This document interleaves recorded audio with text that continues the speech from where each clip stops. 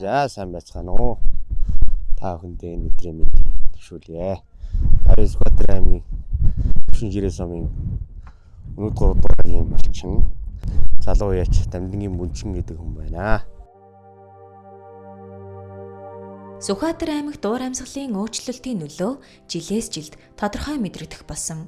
Манай гол дүр Бүнчин бол уур амьсгалын өөрчлөлтийн нөлөөгөөр ховсож буй байгалийн үзэгдэл гамшиг эрсдэлд дасан зохицож, мал сүргээ арчилж тордох арга барилаа сайжруулан амьдрал ахуйгаа тэгшилж яваа олон мянган малчин өрхийн төлөөлөл. Гайгүй штайгаа энэ тэнд шаваачин марагдахгүй үлдэж байсан ишиг орго янз бүрийн гайгүй л энэ. За энд яваад иртэл гайгүй хаа. Ишгэж тавьсан тавь. Алуу би аваа яах вэ?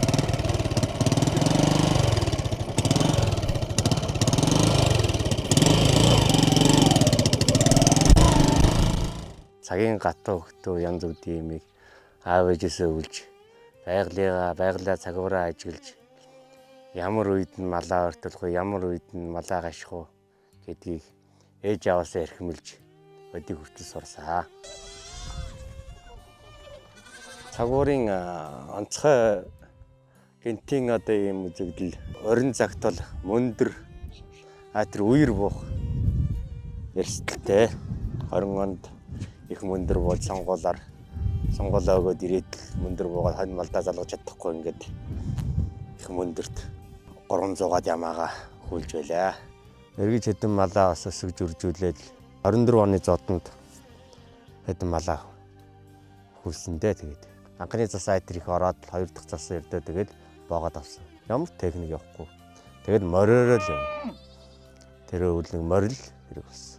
Тэр зодноос хойш одоо тэгээд намар эртгэн малаа сайхан ер нь тэгэл тал талын бэлчээрийг харж намаржааны говьлгоо тэр мэтэрээ явж говьлоод тарга тавэрийн сайхан авахгүй болоод тэгээд өвлийн дулаан хэвтэлд нь оруулахдаа сайхан саравч нөмөртэй нэг штайхан готондоо зас шуураад байхгүй газар өвлжиж байна да. Наа ич. Эргээд нэг гашаа байсан биш? Сул гашаануудаа хийчихсэн юм байна. Айлгэр болоод л тустаа гарснаас хойш хүүхдийнхээ ваг дээр малаа өсгий гэж бодож охин голд үлдээдэг байсан.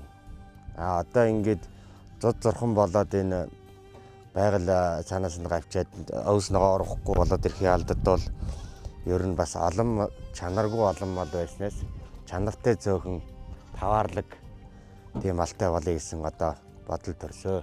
Сүхбаатар аймгийн малчдын хувьд ундны усны чанар, мал усалгаа зэрэг нь тулгымцсан асуудлын нэг байдаг.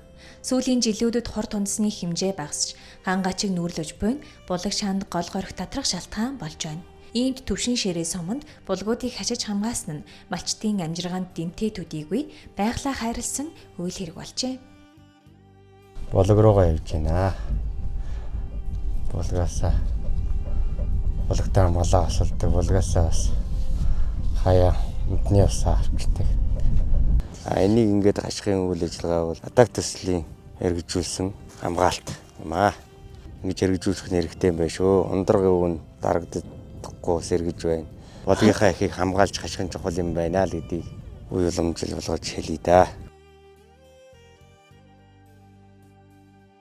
Оршоотыг чадварчуулах сургалт төр хувийн хвшлийн хамтын ажиллагааг дэмжих ажлууд адавт төслийн хүрээнд үе шаттай хэрэгжиж байна.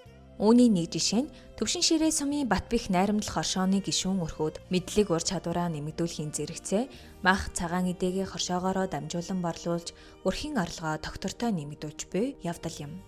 За ингээд манайд энэ хоршооны дарганаар ирсэн байна. Батбих найрамдал хоршоогоо бид одоо ингээд энэ хэдэн онд үүсгэн байгууллаа. 12 онд үүсэн байгуулагдсан.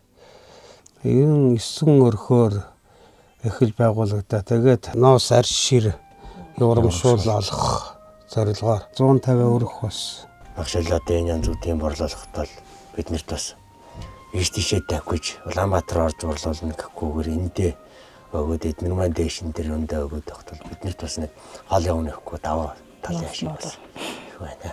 Зундаа цагаан эдэгээ нийлүүлээд орчоонд очиж өгöd байна. Борлуулад өөрснийхөө хэрэгцээнд хүүхдийнхээ хүчтэй сургуулийн юм бэлддэг намарт тийшээ зарим хагасыг нь болонгоо царын үеэр борлуу царынхаа юмд бас хэрэгцээнд зарцуулдаг мөнгө хоруудаар бол тогоо тавьдгээс нэрмэл энэ гардаг юм аа. Юм л шинэ.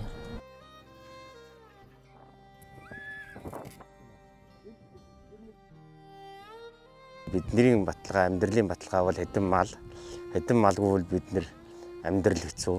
Цаашдаа сайхан гашаа сарвч хороо бэлдэж, малаа дулаан авч, малаа сайхан ондруулахын төлөө чармаан ажиллаж байна да.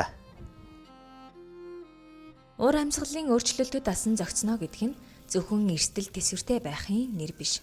Харин малчид иргэд урт хугацаанд эрүүл аюулгүй байх, амжиргааны хөсрөө алдахгүй байх, тогтвортой хөгжиж чадварчих тухай ойлголт илээ. Шинэ зууны малчид бол уламжлалт мэдлэгээ орчин үеийн арга барилтай хослуулж, хамтрал боломжуудыг ашиглан уур амьсгалын өөрчлөлтөд илүү бэлтгэлтэйгээр аж төрж буй үн цагийн хамгаалагчид юм.